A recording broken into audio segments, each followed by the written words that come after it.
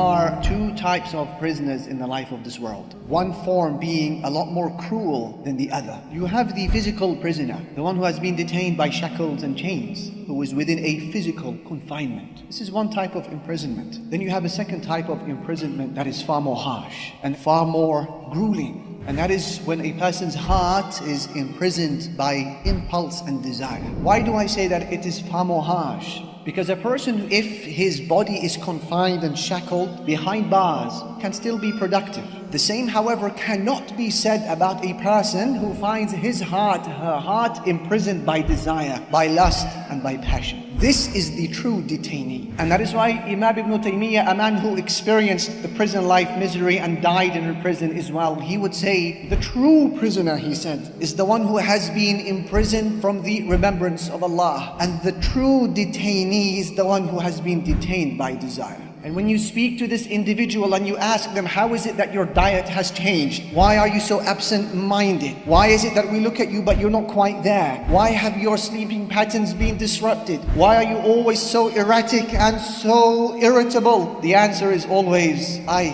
think I'm in love. But is this the outcome of what love should bring to a person? Love is supposed to bring you happiness and joy. It's supposed to encourage you, push you forward in life. It's supposed to help regulate your sleep and improve your diet. It's supposed to make you proactive and hopeful. It is something that brings about a brimming smile on your face and in your heart. That's love. But if it's doing the opposite, if it's causing you sleeplessness, agitation, absent-mindedness, wherever you look, you see the object of your desire, you can't focus, study, sleep, eat, drink, you can't do worship, you can't do anything, then this is not mahabba love.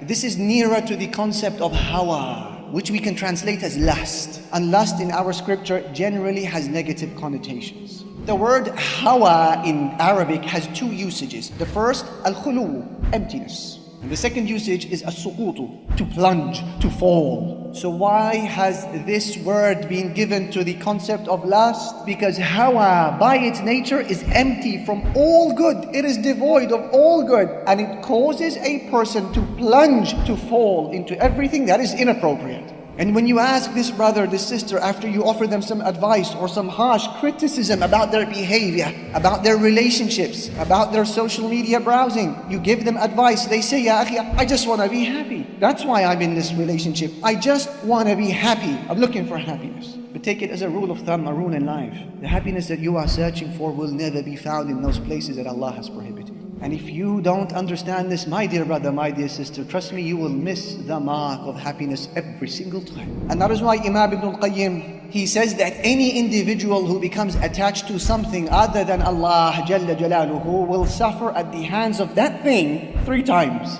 The first time you will suffer at its hand is during the chase, as you try to pursue it. The second time you suffer is after you've pursued it. It's now yours. You now fear that it will leave you. And the third time we suffer at its hands is after it leaves us. Is there any joy in that? Imam Ibn al-Qayyim speaks about a man who was standing outside of his home when a very attractive woman passed by. And she was saying, أَيْنَ الطَّرِيقُ إِلَى حَمَّامِ مِنْ جَابٍ? Where's the directions to Hammam min Jab? Hammam meaning a spa, a local spa in the area. And min Jab is its name. So the man, he was now besotted and he pointed to the door of his house and he said, I think it's here. So she goes inside, she takes the bait, she didn't know. He follows her and he closes the door and she realizes that she is in a very unfortunate circumstance. And he begins to seduce her.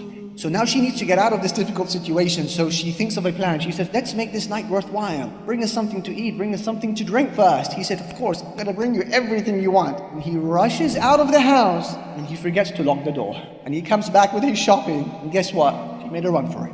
Good for her. Now he lost his bearings. I mean literally, he lost his mind. And he came out of the house screaming, saying the couplets of poetry, يا رب قائلة يوما وقد تعبت أين الطريق إلى حمام من جابي? Where is that tired woman who once said to me, where is the direction to Hammam min Jab? Where is she? Where is she? He lost it completely. He went insane, repeating these words over and over again, roaming the streets hopelessly. And he lived on for many years until now he was reclining on his deathbed, the throes of death pulling out his soul. And shortly before he died, his friends, they gathered around him and they said to him, say la ilaha illallah. And he said, يا رب قائلة يوما وقد تعبت أين الطريق إلى حمام من جابي? Where is that tired woman who once said to me, where is the way to Hammam min Jab? He repeated that till he died. Is that a heavenly pursuit or more of a nightmare that we should avoid? Brothers and sisters, I ask you gently, which of the two is happier? You tell me from a logic perspective, not even a scriptural perspective. Who is happier? Is it couple A who pursue a relationship outside of wedlock, outside of marriage, under the guise of night? Apparently no one can see them. To spend a short-lived moment of pleasure in the haram, in the prohibited. To be consumed by guilt and pain thereafter because they know Allah Almighty said, وَلَا تَقْرَبُوا الزِّنَا. Don't go near fornication. إِنَّهُ كَانَ فَاحِشًا. It is an abomination. وَسَاءَ سَبِيلًا. And a very evil path to follow. And they know that the Prophet Muhammad sallallahu alaihi wasallam had seen the fornicators in their graves before the day of judgment, burning within furnaces of fire. That type of guilt consumes them. And should someone knock on their door when they're in the middle of the act, they pounce in fear because they know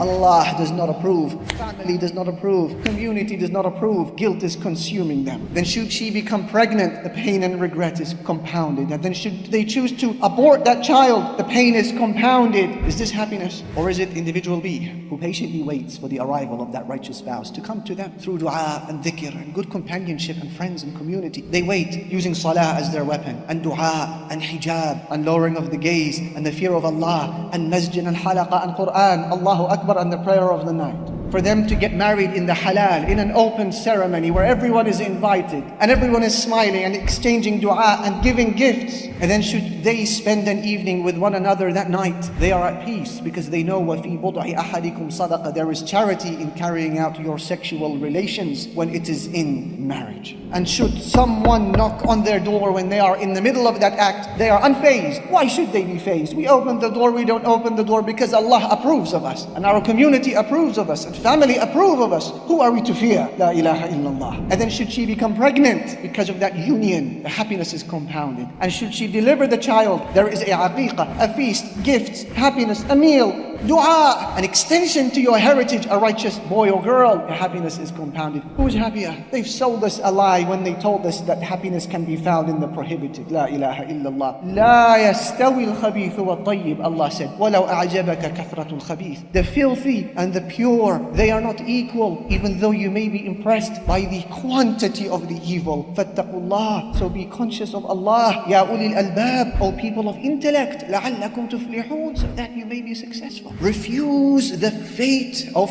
falling prey to every temptation that comes your way, my brother, my sister. Don't be that person. Don't condemn yourself to failure every time a test presents itself to you. Whether it's an image you see, a video that you cross paths with, a DM that appears in your messages, or a smile that you see on the canteen. Don't condemn yourself to failure. Every time a fitna presents itself to you, you are above that and you are more than that. And I share with you two case studies, a man and a woman who did this so well, mashallah. As for the case study of the man, he is the Prophet of Allah, Yusuf alayhi salatu wasalam, who found himself in a room with a very ill-intentioned woman. And she closes the door and she invites him to herself. Allah said, وَرَاوَدَتْهُ الَّتِي هُوَ فِي بَيْتِهَا عَنْ نَفْسِهِ. The woman in whose house he was in, she seduced him. وَغَلَّقَتِ الْأَبْوَابَ. And she fastened shut the doors. وَقَالَتْ هَيْتَ لَكَ. And she said to him, come to me. Have you thought about the sheer number of factors that would have made this sin possible if Yusuf wanted it to be? Count with me. Yusuf was a handsome man, one of the most beautiful of Allah's creation. Yusuf alayhi salatu wasalam was single. He wasn't married, so he had no other way to channel his desire. Yusuf alayhi salatu wasalam was a traveler. He was a visitor to Egypt, not a resident. And people shame when they are residents. It's more than when they are travelers. Yusuf alayhi salatu wasalam was a slave. He wasn't a free man, so he could have argued a case to respond to the call of his master.